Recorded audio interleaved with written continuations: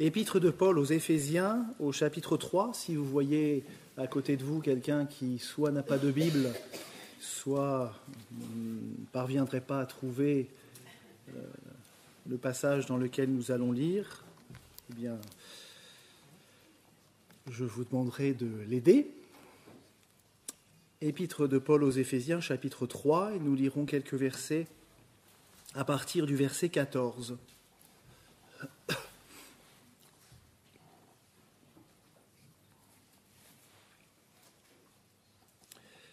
À cause de cela, écrit l'apôtre Paul, je fléchis les genoux devant le Père, de qui toute famille dans les cieux et sur la terre tire son nom, afin qu'il vous donne, selon la richesse de sa gloire, d'être puissamment fortifié par son esprit dans l'homme intérieur, en sorte que Christ habite dans vos cœurs par la foi, étant enraciné et fondé dans l'amour, que vous puissiez comprendre avec tous les saints quelle est la largeur, la longueur, la profondeur et la hauteur, et connaître l'amour de Christ qui surpasse toute connaissance, en sorte que vous soyez remplis jusqu'à toute la plénitude de Dieu.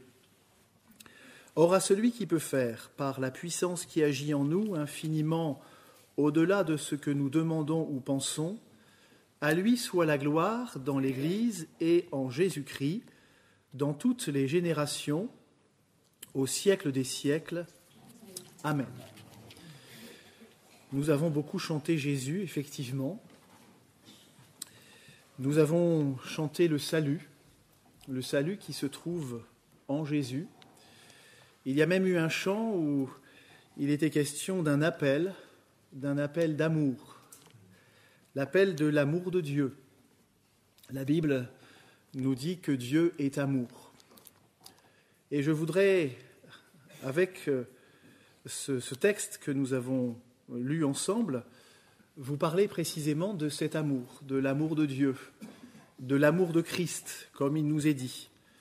Et je voudrais que vous puissiez, par l'action du Saint-Esprit, et au travers de cette parole divine, cette parole qui vient d'en haut, cette parole inspirée d'en haut, inspirée du Dieu d'éternité, que vous puissiez connaître l'amour de Christ qui surpasse toute connaissance.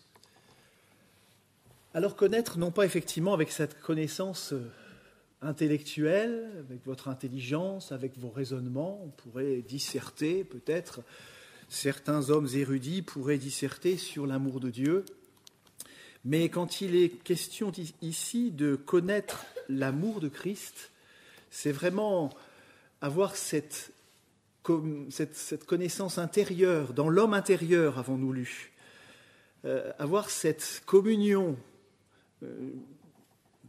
Permettez-moi d'oser vous dire ceci, d'oser employer cette expression, finalement d'être un avec Dieu, d'être un avec le Seigneur Jésus.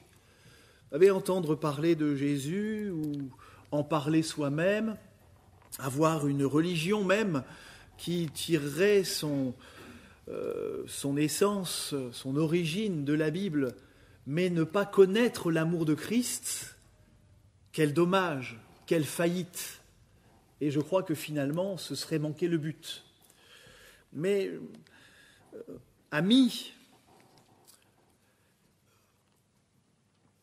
recevez vraiment que Dieu veut se faire connaître à vous. Dieu veut pénétrer toute sa personne, veut faire pénétrer toute sa personne, toute son essence, toute sa vie, toute sa gloire, toute sa puissance, toute sa sainteté, toute sa pureté, toute sa lumière. En fait, il veut que vous soyez un avec le Christ. Il veut que vous soyez pénétrés de son amour. Et pour, je vais le dire ainsi, définir cet amour, pour vous parler de cet amour avec des mots tout simples, je me suis simplement attardé, c'est ce qui m'a un peu arrêté pour cet après-midi, sur 4 expressions concernant l'amour de Dieu, l'amour de Christ, à savoir la largeur, la longueur, la profondeur et la hauteur. Je crois que l'amour de Dieu, là aussi, si vous me permettez cette expression, nous cerne dans tous les sens.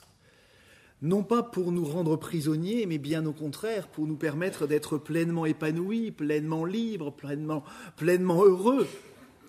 Et il y a tellement comment vous dirais-je cela, tellement d'erreurs, tellement de fausses idées que nous pouvons nous faire sur l'amour de Dieu, sur Dieu lui-même, entre ce que notre intelligence, les philosophies ou les religions peuvent dire concernant Dieu, mais Dieu est amour, je vous le répète. Et je voudrais vous parler d'abord de sa largeur, de la largeur de l'amour de Dieu. Peut-être quelqu'un au milieu de nous pourrait dire « Moi, je ne suis pas concerné par l'amour de Dieu, je ne suis pas concerné par l'amour du Dieu de la Bible, parce que ma condition m'en exclut, parce que mon origine m'en exclut, parce que je suis né dans une telle nation, dans une telle tribu, dans une telle famille, avec un tel historique philosophique, politique peut-être, où Dieu était un exclu, on m'a mal enseigné sur Dieu, on m'a dit qu'il n'existait pas, qu'il n'avait jamais existé. Donc ce n'est pas pour moi, c'est pas possible. Mais c'est mal connaître l'amour de Dieu. Il est large. Il est large, il est d'une largeur infinie. Amis, laissez-moi vous dire que l'amour de Dieu, que le cœur de Dieu n'est pas trop étroit pour vous. Vous pouvez être accueillis dans son cœur d'amour. Il y a de la place pour vous. L'amour de Christ s'étend à toute l'humanité. L'amour de Christ s'étend à tous les pays. L'amour de Christ s'étend à tous les peuples, à tous les êtres humains, et je dirais plus précisément à chaque être humain. Peut-être, voyez-vous peut-être pas une grande différence, tous les êtres humains et chaque être humain. Eh bien écoutez, tous les êtres humains c'est un ensemble, chaque être humain c'est toi, tu es concerné. Tu es concerné. Il y a un passage dans la Bible auquel j'ai pensé aussi par rapport à la largeur de l'amour de Dieu, de l'amour de Christ. C'est lorsque l'apôtre Paul écrit dans un autre contexte, mais il parle de juifs, de grecs, et il dit il n'y a plus de juifs, il n'y a plus de grecs. Il continue en disant mais il n'y a plus d'esclaves, il n'y a plus de libres. Et il continue en disant il n'y a plus d'hommes et il n'y a plus de femmes. Et continue, enfin non, il ne continue pas, ça c'est moi qui continue. Il n'y a plus de jeunes et il n'y a plus de vieux. Alors si, c'est vrai, si je regarde l'auditoire, il y a des jeunes, il y a des vieux, il y a des hommes et il y a des femmes, c'est vrai.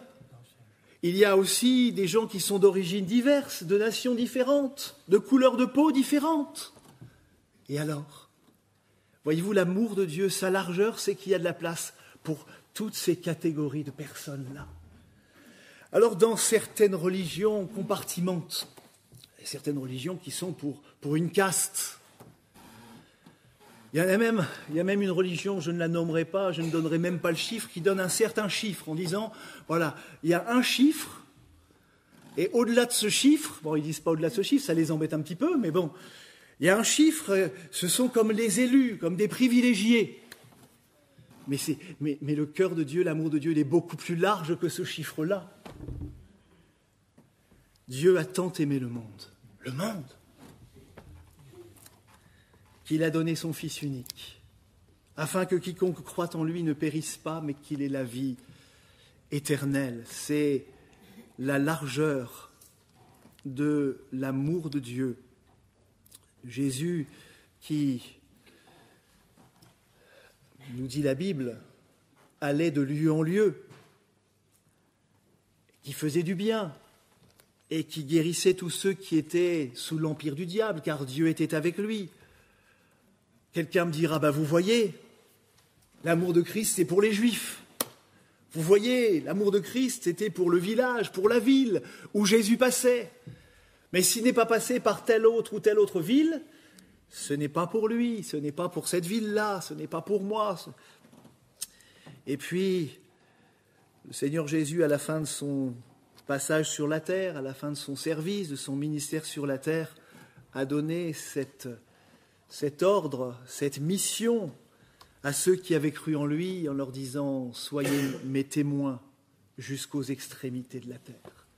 Soyez mes témoins d'abord dans votre entourage, soyez mes témoins dans votre famille, auprès de vos collègues de travail, de vos amis, auprès des gens que vous croiserez dans la rue et jusqu'aux extrémités de la terre. Faites de toutes les nations des disciples. » Oui, Jésus, à l'époque où il vivait, était limité par les contingences du temps, par les contingences de lieu. Mais aujourd'hui, à cause ou grâce à tous ses disciples, à tous ceux qui croient en lui, à tous ses témoins, et par l'action du Saint-Esprit, et par sa parole qui a été tellement combattue au cours des siècles, mais qui est toujours vivante, et qui encore aujourd'hui commence à nouveau à être combattue, critiquée. Mais les hommes passeront, les cieux passeront, les siècles passeront, mais la parole de Christ demeure éternellement.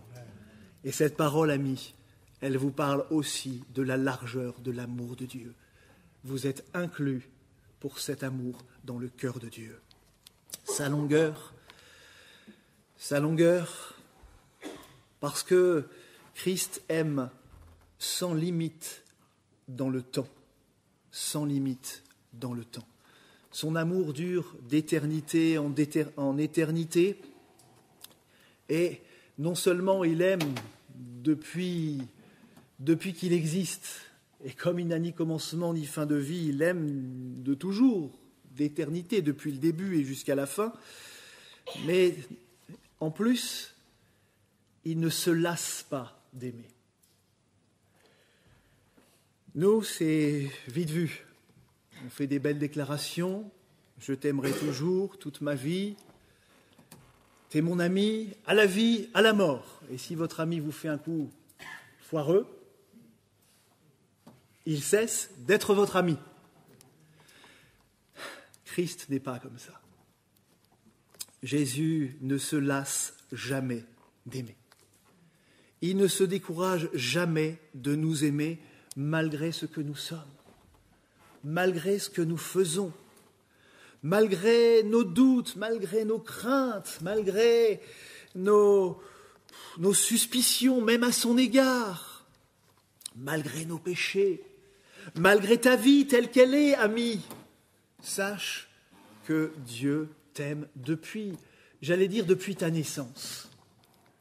C'est un petit peu incomplet, mon histoire.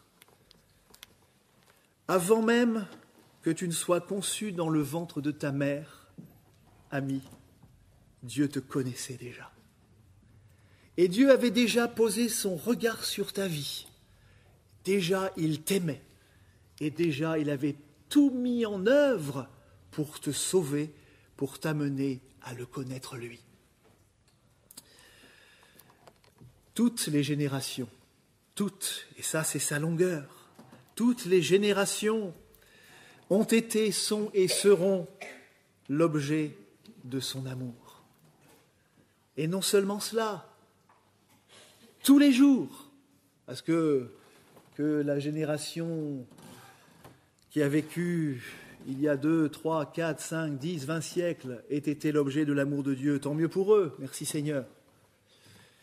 Mais dans ta vie aujourd'hui, tous les jours de ta vie, Dieu t'aime. Et non seulement tous les jours, mais si vous saviez comme j'aime ce petit mot. Ce mot toujours.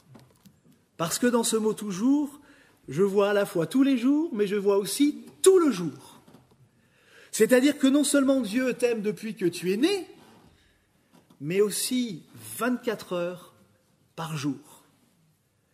Et à chaque heure, à chaque minute, à chaque seconde, à chaque millième de seconde, et nous, avec notre petite intelligence, on est bien limité après si on veut calculer le temps, même dans les moyens modernes, on peut descendre encore plus bas, là, mais mes connaissances scientifiques ne peuvent pas aller au-delà, je sais que c'est possible, mais même ce que l'homme peut calculer en termes de temps, eh bien Dieu fait encore plus dans l'infiniment petit.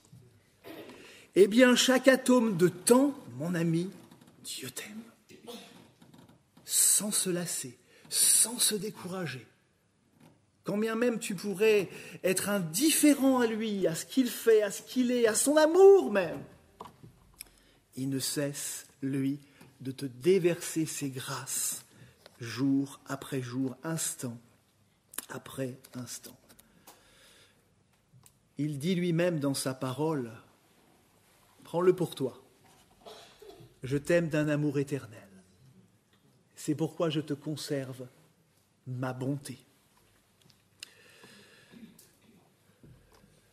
La profondeur de l'amour de Dieu, et là, je crois que certainement beaucoup se sont un jour laissés accabler, découragés, et se sont dit, c'est trop tard, c'est trop tard. Avec tout ce que j'ai fait, avec tout mon passé, avec tous mes actes, avec toutes ces paroles que j'ai pu prononcer, tout le mal que j'ai fait autour de moi, sans parler de toutes les pensées impures qui m'ont traversé l'esprit, et parfois elles n'ont pas fait que traverser mon esprit, mais je les ai gardées, je les ai caressées, je les ai serrées dans mon cœur. Avec tout ça, vous avez beau me parler de la largeur ou de la longueur de l'amour de Dieu, mais j'en ai trop fait.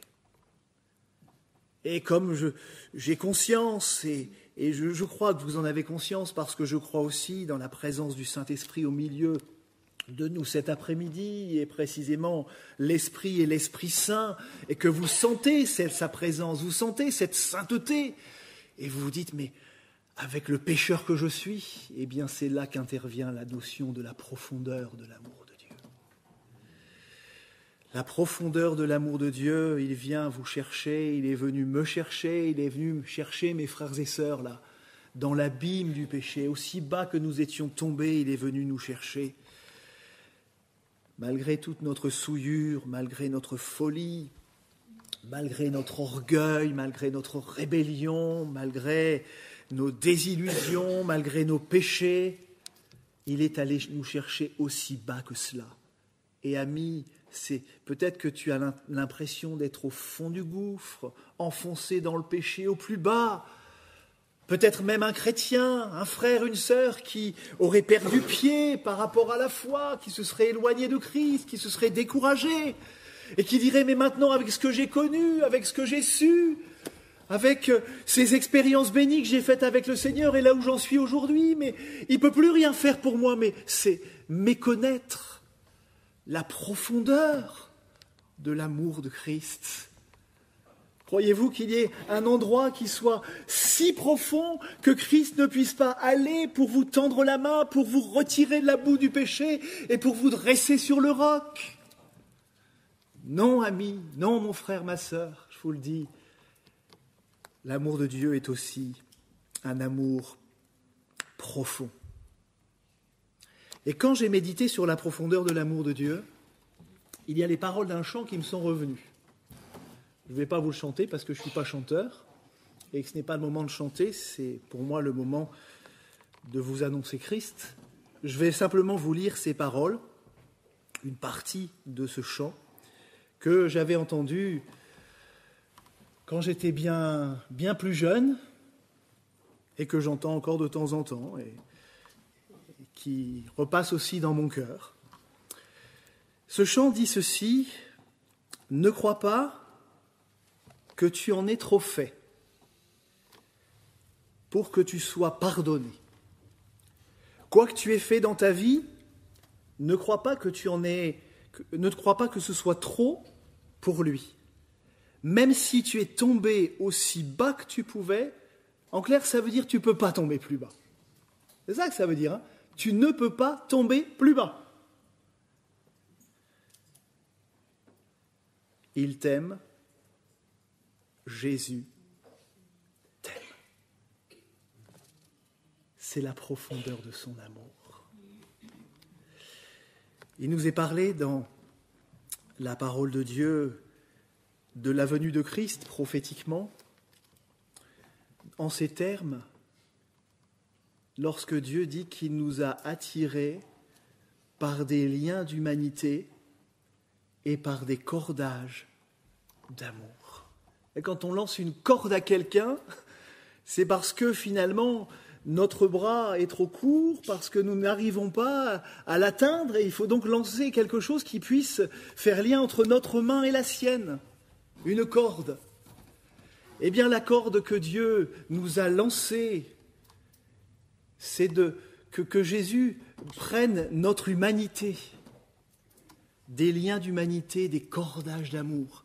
Voyez-vous, si Jésus était resté au ciel, il n'aurait pas pu nous sauver avec autant d'efficacité, avec autant de puissance qu'il ne l'a fait en prenant une forme semblable à la nôtre, une forme d'homme, paraissant comme un vrai homme, comme un simple homme, lui qui est Dieu d'éternité en éternité. Son amour peut atteindre le plus grand des pécheurs, enfoncé dans le plus profond des abîmes. Il peut et il veut te sortir de ta situation. Et puis il y a aussi la hauteur de l'amour de Dieu,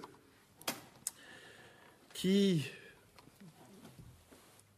est à l'opposé, si je ne me trompe pas, à l'opposé de la profondeur. Vous me suivez ?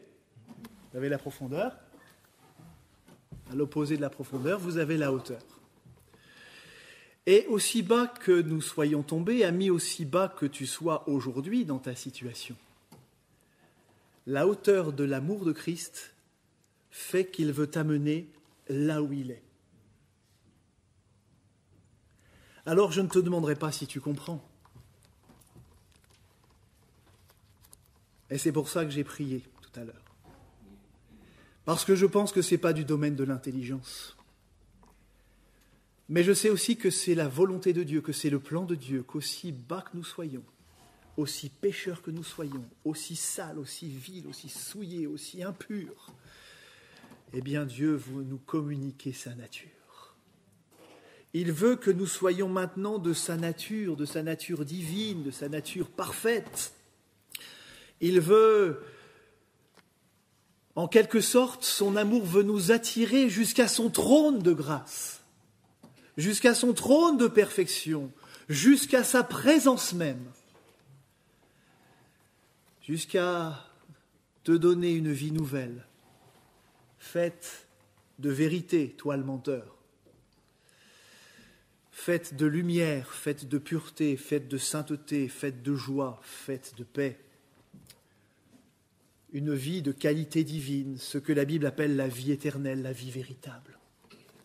Ça, c'est la hauteur de son amour. Mais attends, moi, si j'essaye de raisonner avec mon intelligence, si j'essaye de comprendre ça, mais j'ai le vertige. J'ai le vertige. Qu'un gars comme moi puisse atteindre des cieux si élevés, une position si élevée. C'est pas moi qui m'élève, c'est pas toi qui vas t'élever, c'est pas... c'est pas pour faire l'apologie de l'orgueil en disant mais oui, il faut être élevé, il faut être grand, il faut être glorieux, il faut être costaud, il faut en jeter plein la vue à tout le monde. C'est le misérable que Dieu sort de son péché pour le faire asseoir avec ses grands, avec les grands de son peuple. Être comme Dieu. Écoutez, je vous laisse ça là non plus. C'est pas le moment pour moi de vous l'expliquer, ce serait trop long, et puis c'est pas mon sujet, enfin quoique avec la hauteur un petit peu, mais je veux pas m'étendre là-dessus. Vous savez quel est le projet pour nous? Tu sais quel est le projet de Dieu pour ta vie, mon ami? C'est que tu sois fils de Dieu. Fils de Dieu. Peut-être que quelqu'un dira, mais il n'y en a qu'un de fils de Dieu, c'est Jésus. Jésus est fils de Dieu, c'est vrai par essence, de par sa nature. Lui, il est fils de Dieu. Voilà, il a été, il sera toujours fils de Dieu, Dieu lui-même. Mais nous le sommes par adoption. Et il veut faire de toi un fils, une fille de Dieu authentique, en plénitude, par adoption. Connaître l'amour de Christ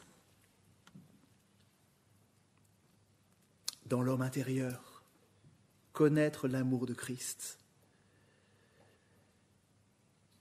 la largeur, la longueur, la profondeur, la hauteur. Et voyez-vous cet apogée de l'amour de Christ dans toutes ses dimensions? Il l'a manifesté sur le mont Golgotha, à la croix.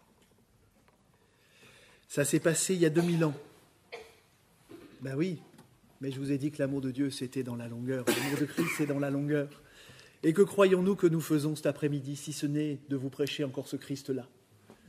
Ce Christ crucifié, ce Christ qui a versé son sang, ce sang qui purifie, qui lave, ce sang qui sanctifie, ce sang qui purifie, ce sang qui rend vainqueur, ce sang si précieux.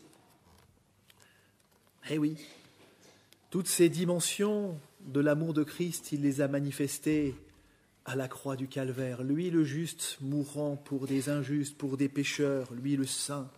Lui, la lumière du monde. Au moment où il était sur la croix, comme il était la lumière du monde et qu'il y avait ce châtiment qui tombait sur lui et qui te donne la paix, mon ami, cet après-midi. Pendant 3 heures, il y a eu d'épaisses ténèbres sur toute la terre. Sur toute la terre. Et je voudrais simplement vous citer, vous lire encore quelques versets de l'Écriture par rapport à cet amour de Christ, lorsqu'il nous est dit que lorsque nous étions encore sans force, mais ça c'est le témoignage de l'apôtre Paul, c'est le témoignage de Paul et de sa génération, est-ce que vous me permettez de le mettre au présent? Ami, alors que tu es encore sans force, Christ, autant marqué, autant choisi, autant voulu par Dieu, est mort pour des impies, est mort pour des gens qui n'avaient pas de piété, qui n'avaient pas de foi, qui le dédaignaient, qui le méprisaient, et même qui se moquaient de lui et qui levaient le poing contre lui. Christ est mort. À peine mourrait-on pour un juste, quelqu'un peut-être mourrait pour un homme de bien, mais Dieu prouve son amour. Dieu prouve son amour en ce que lorsque nous étions encore des pécheurs, Christ est mort pour toi. Pour toi. Alors écoutez, je vais arrêter là mon discours et conclure simplement par ces paroles que nous avons lues tout à l'heure, le dernier verset. Et je crois que le Saint-Esprit, étant à l'œuvre dans ton cœur, peut faire que toi aussi, tu aies cette réaction, que toi aussi, tu aies cet élan de cœur en disant, mais avec un tel amour, à lui la gloire dans l'Église et en Jésus-Christ, dans toutes les générations, au siècle des siècles. Amen.